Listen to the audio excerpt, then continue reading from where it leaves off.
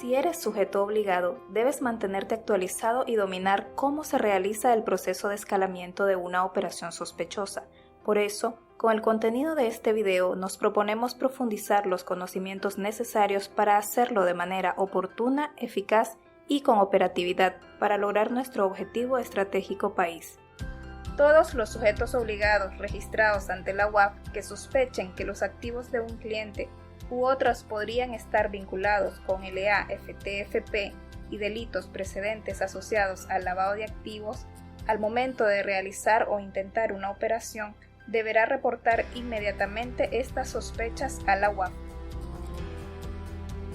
Como parte de nuestra prevención y para el enfrentamiento al LA y FT, es necesario que conozcamos y dominemos el contenido de los siguientes conceptos: señales de alerta, operación inusual y operación sospechosa.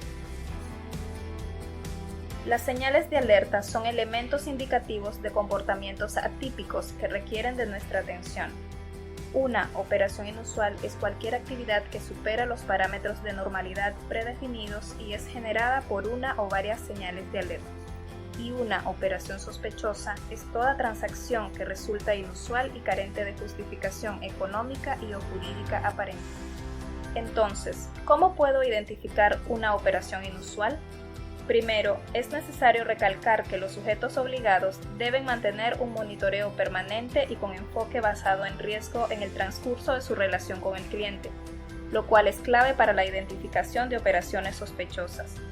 El sujeto obligado debe llevar un registro pormenorizado de las operaciones realizadas por el cliente, verificar listas de seguimiento y contar con señales de alerta, adecuadas y debidamente parametrizadas, que al ser generadas permiten identificar posibles operaciones inusuales e iniciar con el análisis de estas.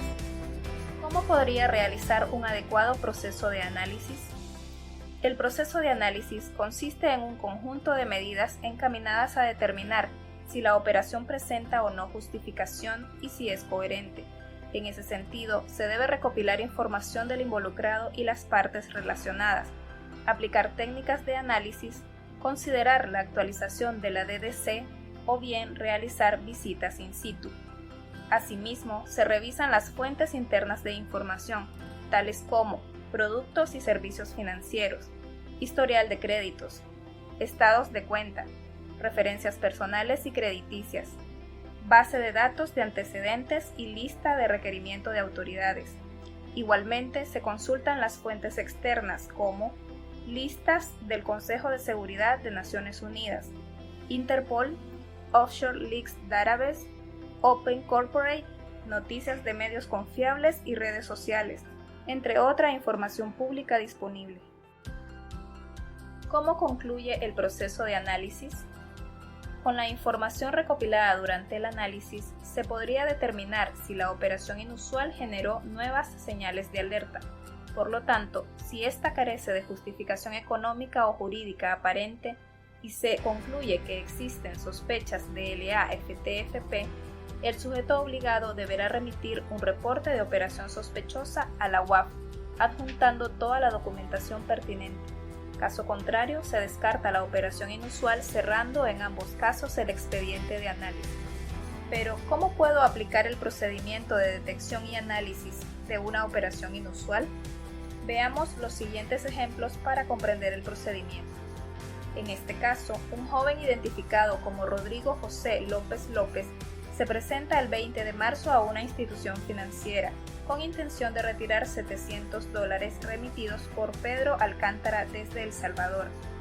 La ejecutiva de atención al cliente le solicita el motivo de la remesa y su vínculo con el ordenante.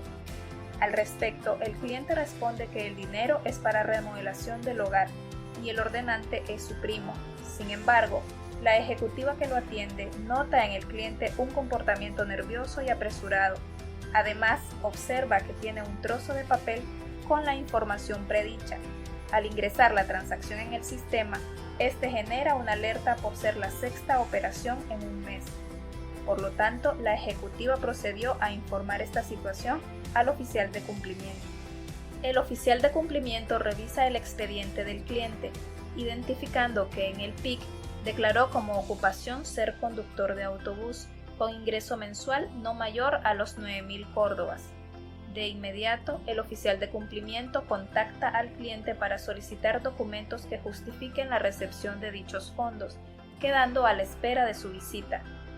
Al día siguiente, se presenta el señor López con actitud reacia, negándose a proporcionar la información solicitada e indicando que, de no pagarle su remesa, buscaría otra institución financiera. El oficial de cumplimiento inicia el proceso de análisis de la operación inusual. Enseguida, revisa el historial de transacciones del cliente en un periodo de 3 meses, indicando que en dicho periodo recibió $8.800, con la diferencia que en los meses anteriores los envíos no superaron el umbral establecido por la regulación en materia de PLD. Asimismo, encontró que del mismo ordenante existían otros 9 beneficiarios en las mismas condiciones que el señor López. Aunado a lo anterior, el oficial de cumplimiento consulta fuentes de información pública, encontrando una noticia negativa del ordenante de las remesas. Finalmente, el 22 de marzo, el oficial de cumplimiento decide visitar el domicilio del cliente para verificar la información declarada como motivo de remesa, observando que el lugar es un terreno baldío.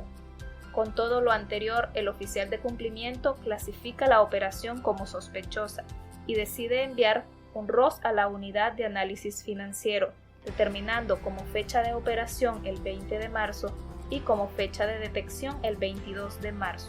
El segundo caso se trata de un cliente identificado como Jason Smith, quien visita el local del sujeto obligado mostrando interés en un vehículo de alta gama. El asesor de servicio le muestra el modelo disponible, con un valor superior a los $50.000. Enseguida acepta la oferta, pero cuando el asesor de servicio le indica llenar el perfil de cliente, este se muestra renuente a brindar información personal. El cliente termina accediendo y completando el formato e indica que requiere que el vehículo sea entregado de inmediato, alegando que lo necesita con urgencia y los documentos del traspaso los podría retirar después. Por último, expresa que realizará su pago en efectivo, por lo que el asesor le indica que debe hacer el depósito en una institución financiera, situación que molesta al señor Smith y decide retirarse sin concretar la compra. Ante las señales de alerta detectadas, el asesor de servicio decide informar al oficial de cumplimiento, describiendo la operación inusual intentada. El oficial de cumplimiento filtra el nombre del cliente en listas de seguimiento y fuentes de información pública, encontrando información negativa del señor Smith. El oficial de cumplimiento clasifica la operación como sospechosa y decide enviar un ROS a la unidad de análisis financiero. ¿Cómo debo reportar una operación sospechosa? El procedimiento es completamente remoto y se hace a través del CIREL, mediante el formato ya establecido para los ROS. Una vez que ingreses a nuestra página web, seleccionas la opción CIREL, la cual te llevará a la ventana donde ingresas tus credenciales como sujeto obligado. Una vez que ingresas, te diriges al módulo de reporte de operación sospechosa y das clic a agregar ROS, donde inicias a llenar el formato de ROS. De igual forma, te recomendamos visitar nuestra página web www.waf.gov.ni en la ventana Difusión, pestaña Documentos a la CFT, en el que encontrarás, entre otros documentos de utilidad, una guía para la aplicación del procedimiento de detección, análisis e integración de operaciones sospechosas en el formato del ROS para el sector al que perteneces. Unidad de Análisis Financiero. Por una economía sana y segura.